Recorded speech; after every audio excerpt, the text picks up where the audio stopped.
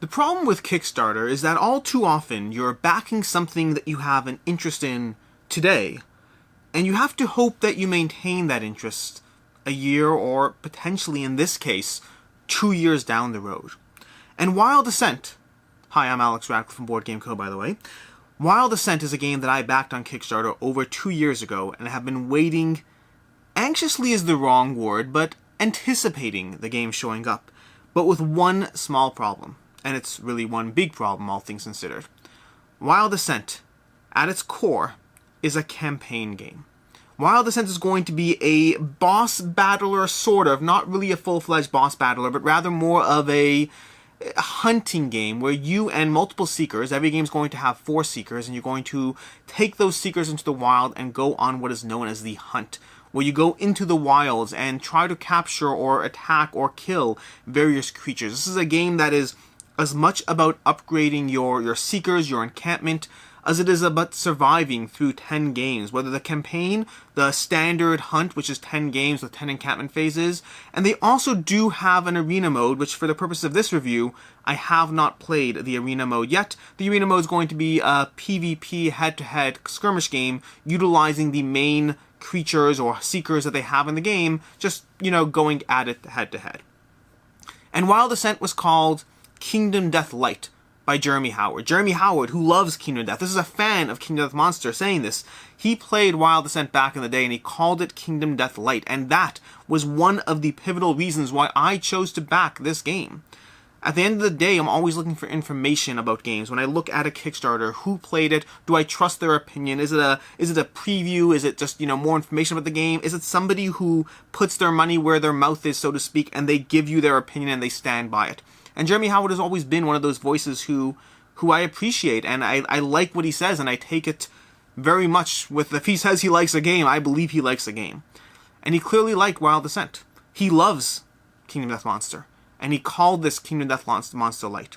And Kingdom Death is a game that I have no interest in whatsoever. It's one where I theoretically feel I should be pulled in by the promise of Kingdom Death, and yet practically speaking, I never really have. The theme doesn't pull me in at all. The sheer scope and breadth of the game or the experience you are undertaking seems like too much for me, or seems like too much considering the breadth of games that I try to play, as opposed to going in-depth on singular games. And so Kingdom Death Lite appealed to me. And so I backed Wild Assent. But that was 2 years ago.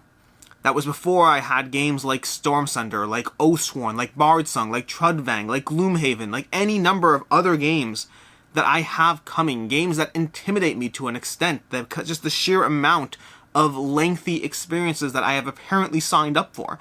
I have Tainted Grail behind me. I have ISS Vanguard coming eventually. I have Aetherfields that I still haven't finished. There are so many campaign games and experiences that I continuously have a harder time justifying their presence on my table. Not because they aren't good, but because they have to be good enough to be willing to commit, to give them that amount of time. And for a while, I have been concerned that many of these games that I backed back when I thought I'd make time for them are games that would show up on my doorstep, I'd play them, and then I'd move on from them.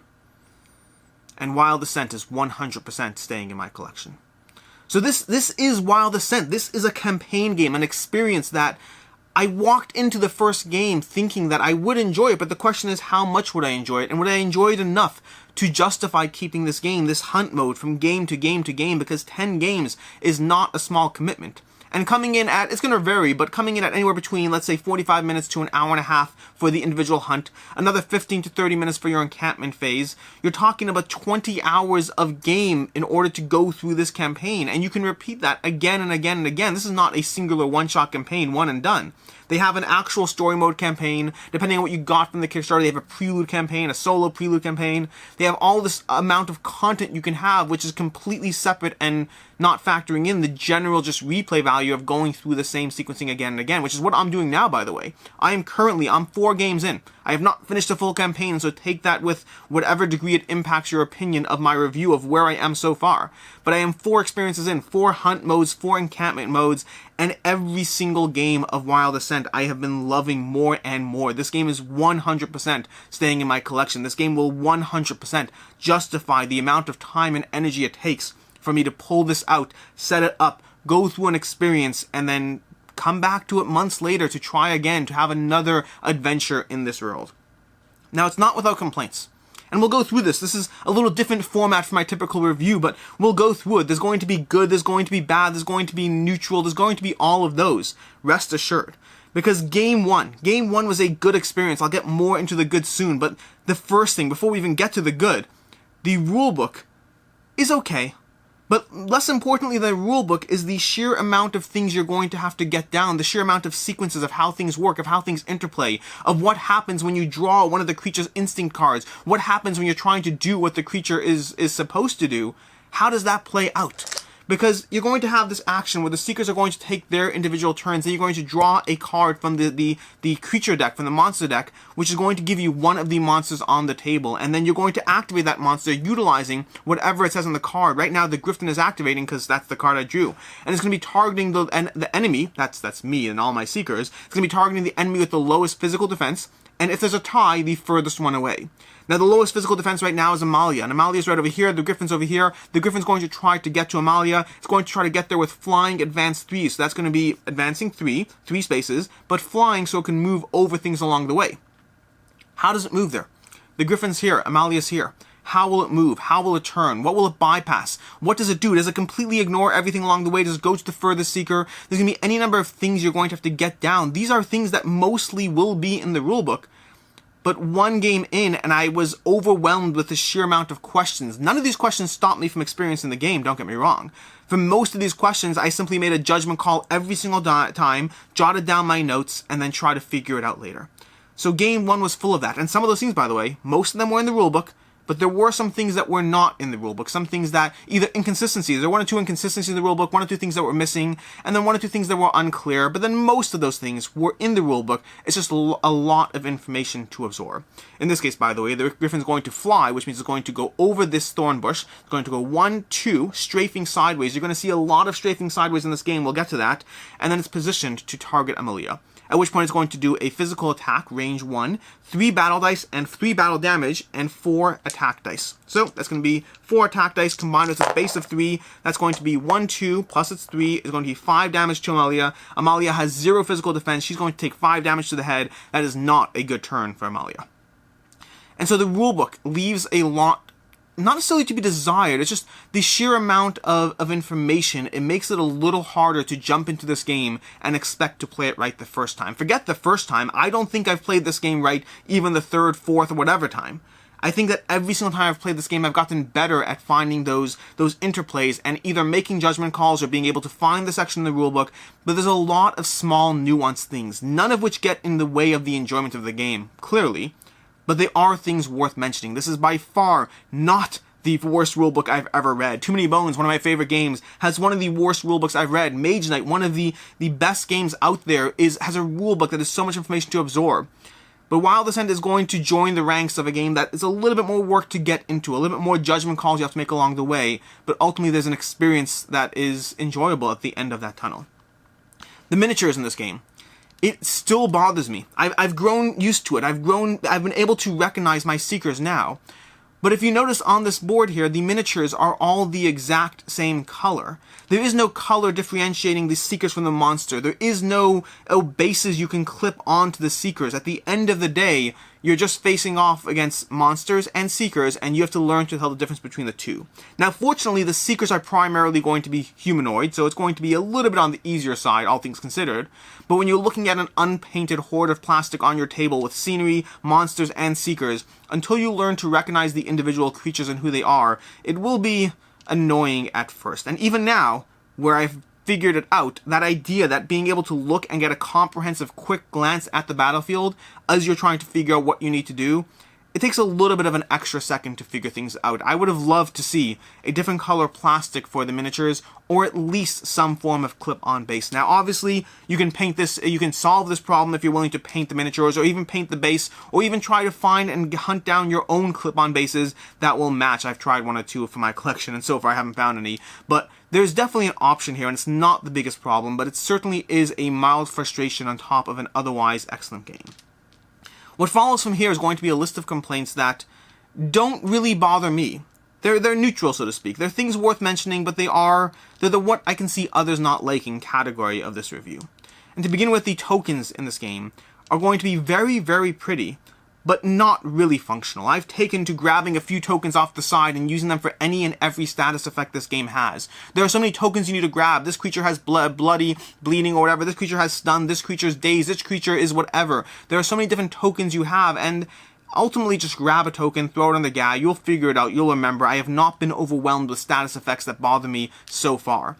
And the reason I say they're not functional is there's a bad insert in the game and tons of tokens that you need to try to hunt around for them, and it's just not worth the amount of time it takes to hunt down the correct token with a tiny amount of text to put it somewhere rather than just grabbing something, putting it on the board. So there's a lot of tokens.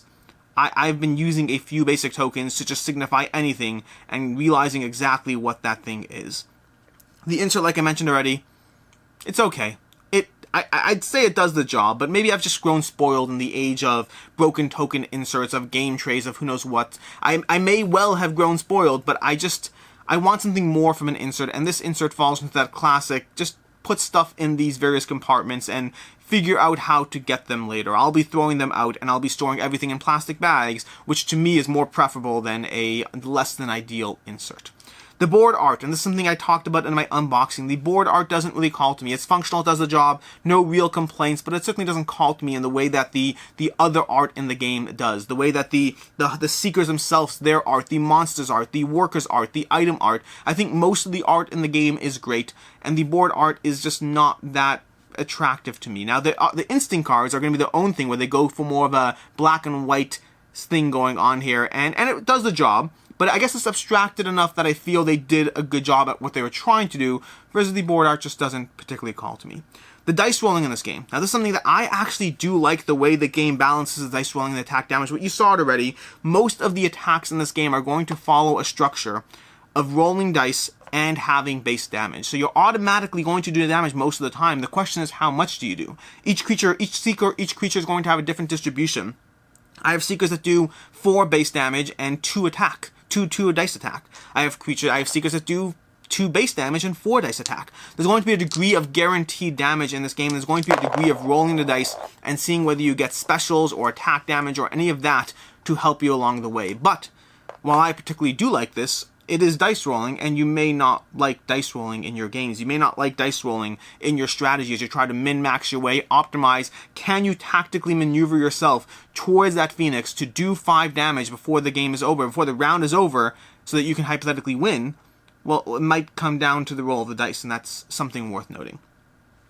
And that's it. That's what I have as far as complaints. The rulebook, by far, is going to be the biggest one, and that is a barrier that has become less and less the more I played this game. And I will say, if you try to get your hands on a copy of Wild Assent, factor in the fact that you will want to make judgment calls as you play. You will want to play this game, but then just make a house rule every single time a question comes up. Write down the question, play the game, read the rulebook at the end of your first game. Read the rulebook again at the end of your first game, because you'll walk away knowing a lot more. Do not try to look up in the rules every single time you have a question, unless it's game-breaking, of course.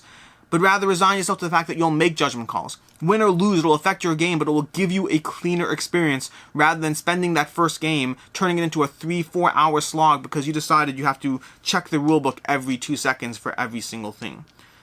And from there, that's where we get to the parts that I love about this game. Because while it's not, like I said already, game 1, I already knew that I liked the game. I didn't know that I was keeping it.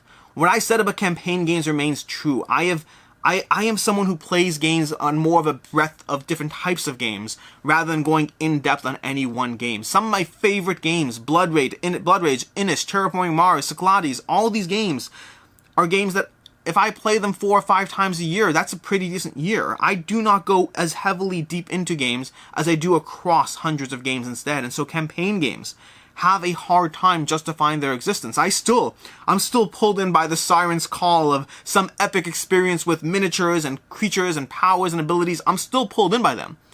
But whether or not they stay in my collection comes down to how good they are, and there's a whole host of these games that are lined up, ready to hit my door, and they're going to have to convince me that they are good enough to keep before I sell it on instead. I have to love a game enough to justify the need to jump into the game again and again and again. And to be clear, the game does have an arena mode, so that is something. If you are also scared off by campaign games, the game does have an arena mode, but again, this is not a review of that. I have not played the arena mode. I do not know. I'll eventually cover it at some point. Perhaps I'll come back at some point down the road, having played through a full campaign and the arena mode, and being able to add to this review. But for right now, this is a review of the hunt mode, what I view as the primary mode of the game 4 games in.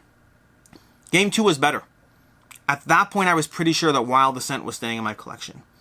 Game 3 was an absolute blast. At that point, I realized that I was, forget staying in my collection, I was going to be going through every single game in this 10 campaign mission, and then perhaps coming right back to it. Maybe in a month or so, or whatever it is, when the next time around Quackle up Jesse, who loves Kingdom Death Monster, I would love to be able to get this game to the table with him and see what he thinks of it, see whether he thinks it is worthy of his time and attention as a Kingdom Death Monster fan. I am eager to pull this game out already to play with him. Why? What is it about the game that I love so much? What is so enjoyable about what is essentially a game of moving people around the board and attacking other people and rolling dice? What is this game doing that other games aren't doing? And I'll answer to the degree I can, understanding, again, I've never played Kingdom Death Monster. I cannot compare this game to that at all. But starting off with the rules part, I mentioned that I critiqued the rules, so I'll also give credit to where credit is due. They have a 1-page introductory guide that the first time you read it, when you're diving into the rules for the first time, will barely make sense. But you will find it is a repository of most of the information you need to go through the setup of the game, the actual game, the encampment mode, rinse, repeat, going through your 10 mission cycle, 10 game cycle in your campaign. It gives you most of the information you need, not the interplay, not how creatures move, not how you capture a creature, none of that stuff. But the core high notes are distilled onto a 1-page guide that is very accessible, that I have kept it open on a consistent basis, looking at that, and then the status effects are the 2 main things I end up looking at the rulebook nowadays. The minis and the card art are incredible. I already talked about how the board art doesn't pull me in. The rest of the art does. We have tons of cards in this game. They're absolutely incredible. The miniatures are some of the best I've ever seen. Not necessarily the scale, the size of some of the miniatures you might be getting more and more used to as the miniature space continues to expand, but in terms of the sheer amount of detail going into them, these are miniatures by Arkane Studios, and Arkane Studios, for whatever the history they have behind their games, behind their other components, their miniatures have always been top of the line, and Wild Ascent is 100% no exception. The sheer amount of detail is absolutely incredible. The puzzle of this game, and for those who watch my reviews, you know by now that there's 2 things that I focus very heavily on in terms of what I'm saying, whether a game does it for me or not, what I like about a game. And those things are going to be the puzzle and the powers and abilities, and Wild Ascent gives me that in droves for both of them. The puzzle is ever present, both in the actual encounter you are having as well as in the encampment mode, although I would perhaps divide them up as, well, I mean, they really have both. Both of them have puzzles and abilities in both, but in the actual hunt mode, you're going to have to make decisions left, right, and center, because the sequencing here is each seeker is going to activate, followed by a random creature activating, not entirely random, from an instinct deck full of cards, and as you play more and more cards, you will be more able to accurately predict which creature is likely to activate next. And that's key. Do I take Zaxos, and do I activate his battle cry, applying taunt to every creature within range 2 so that they will attack me with my higher defense, leaving my other allies protected? But if I do that, I might be giving up the opportunity for Amalia, for Alithiana to shoot a creature in the back, doing an extra 2 damage, because that creature is likely to activate next. What the order you prioritize things in is going to be huge in this game. The decision space of looking at the board, seeing which creature is where, and seeing what you want to risk not being able to do is important, because at any given point you only have one guaranteed action, the action that happens next. From there is a judgment call as to whether the creature you wanted to attack after is still there, whether the board is still set up in a way that will benefit you, whether you are even going to be alive depending on whether a creature is going to target you and hurt you. The choices of capturing a creature versus killing a creature, that's huge in this game, because the game balances itself incredibly well by the fact that you need to capture creatures in order to get gold. The gold is going to be essential to get more workers, to upgrade your buildings in the encampment phase. You absolutely 100% need gold. But if you try to capture too many creatures, you will lose this game, because creatures will require multiple hunters to capture them, to sit there and give up their entire activation, throwing their chains around the creature, lashing it to the ground, even as they take damage, even as other creatures activate, hitting them, attacking them, doing whatever they need. Capturing a creature is an experience that will punish you, but will also reward you. Killing creatures, on the other hand, that's far easier. Or far easier is a relative term. That is certainly easier. but you also walk away with less of a reward. You don't get gold, rather you get, blood or feathers or horns or some sort of remnants of the creature's existence. More and more, depending on the level. Creatures in this game will come in level 1, 2, and 3, like most things in this game will come in levels 1, 2, and 3. And the creatures will give you different amounts of rewards, both being captured or killed, depending on their level, but choosing which ones to capture, which ones to kill, doing it based on their health, doing it based on what various, goods and materials you need from them. All these things are going to be part of the decision choices you make. The tactical maneuvering in this game, positioning yourself to get a shot through the back, maybe moving a little close to someone to be able to get knocked back, moving closer to this creature, attacking, knocking it back in the pit so it loses its entire next activation. These are all choices you will have to make as you play Wild Ascent. And the sheer amount of choices gets larger and larger as we get to the powers and abilities discussion, because every single seeker is coming to the table with a host of skills.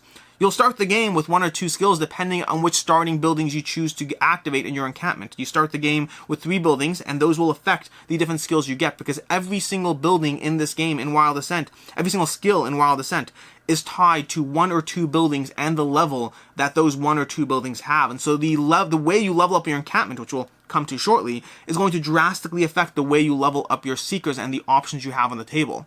And options is the key word, because you'll have a variety of skills, passive abilities that are always in play, defensive reactive abilities, and then activated abilities that will take up your action for the turn, giving you more and more choice in terms of how you do things. Maybe Amalia is going to activate the Flood, dealing 2 damage to every single creature on the board and healing herself for 2. That can be incredibly impactful, especially as the Wildwood Sentinel is slowly spawning his little minions around the board, minions that will take up otherwise an entire activation, because they're easy to kill.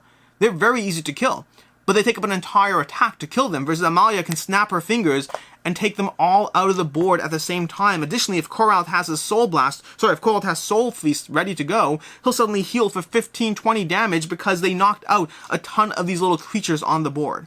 The interplay between the seekers, the interplay between the abilities, the interplay of the various creatures and their abilities, and the way the board is set up, all these things produce both puzzles and abilities, puzzles and situations and everything you need to figure out, with tons of fun things to do along the way. And when you're done with all that, when you finish your encounter, when you're done with those decisions, and hopefully you haven't died too much, because dying too much will very much be a problem in this game, you move to the encampment phase. And in the encampment phase, you get to spend that gold. You can spend that gold on upgrading your buildings, buying new buildings, which will both give you abilities tied to those buildings. More things you can do in the encampment phase. Things like healing yourself or whatnot. Additionally, they will unlock workers that you can buy in the game. Workers are going to give you both access to items that you can craft, as well as different abilities. So for instance, I now have the Outrider, who lets me scout, which will give me, I'll spend fewer actions on my scouting action as I prepare for the next scenario. Or I have the Blacksmith, who gives me an extra defense to one of my seekers every single round. Your workers are going to be key. You can start the game hosting 3 workers, and as you upgrade your barracks, you'll be able to host more workers, and that's important because all of the things you do in this game are important. Every single thing you do in Wild Ascent, both the actual hunt phase as well as the encampment phase, is giving you both that puzzle and those powers and abilities. The hard choices you make. I just sat there last round trying to figure out which building I'm going to upgrade, because if I upgraded a certain thing, then I was going to get a worker who I can't even find where I put him, a worker that was going to give me the, what did I get? I can't remember where it is that I got something, but it's a skill. It was a skill. I got Suffocate, where I can stop an entire creature from having an ability this round. And that's incredibly important, because those creatures have abilities that will mess with your ability to do stuff. And so I gave up 2 workers that were incredibly cool, 2 workers that I really wanted to add to my encampment, all because I'd rather have the skill Suffocate. And I went back and forth for a good 5 minutes just staring and thinking and deciding what is better for me. This game is going to fill you up with tons of those moments, both in the game and in the encampment phase, choices and decisions you have to make around what the game is giving you. And then the variability is off the charts. You're going to have tons of different locations you can go to in this game. These are all the various locations you can go in terms of just being able to go from after the encampment phase to your next scenario. You're going to scout, draw a few of those. The game has tons of different items you can craft in your workshop, items you can buy in the marketplace, items that will be unlocked as you take different hunters. The game gives tons of creatures, and this is all, by the way, this is all just from the base game box. Forget the stretch goals or the expansion. We just have tons of different options of cards you have, different creatures, different workers. Just, again, this is all base game. This is nothing extra, just tons of different options in terms of what you have access to. Overall, Wild Ascent is giving me an experience that is everything I love in a game. It's powers, it's puzzles, it's amazing miniatures. It's an experience that is deep but not too deep. I mean, like I said already, the game's coming in at roughly, I would say, combining the two phases, the shortest I managed to do it was 45 minutes for both when I had a particularly quick scenario. The longest was the first one because I was checking up the rules far too often. But you're going to be coming in at roughly 45 minutes to 2 hours for each individual combination of both a hunt and an encampment phase. And that's really all I have to say. It's a game that I've been looking forward to for a long time. It's a game that when I first backed it and I told my wife, oh, look at this game I backed. This is one of the first Kickstarters when I started to really heavily get into my Kickstarter journey. And she asked me why I was excited about a game that I wasn't even going to get for a full year. And that was 2 years ago. And now Wild Ascent is here. And it's one that I'm really enjoying. It's up there with Primal for me in terms of an experience. Primal, which I had the opportunity to play the prototype, the actual game isn't out yet. But both of them are campaign experiences between 10 to 15 missions, depending on the game, that despite being a campaign experience, they give me enough enjoyment in the puzzle being presented, in the powers, the abilities, the upgrading, all of that, that I'm still pulled in almost despite myself. That's all I have to say. It's a game I've been looking forward to a long time, and it very much delivered. Until next time, I'm Alex Radcliffe from Board Game Co., and I hope you have a good one.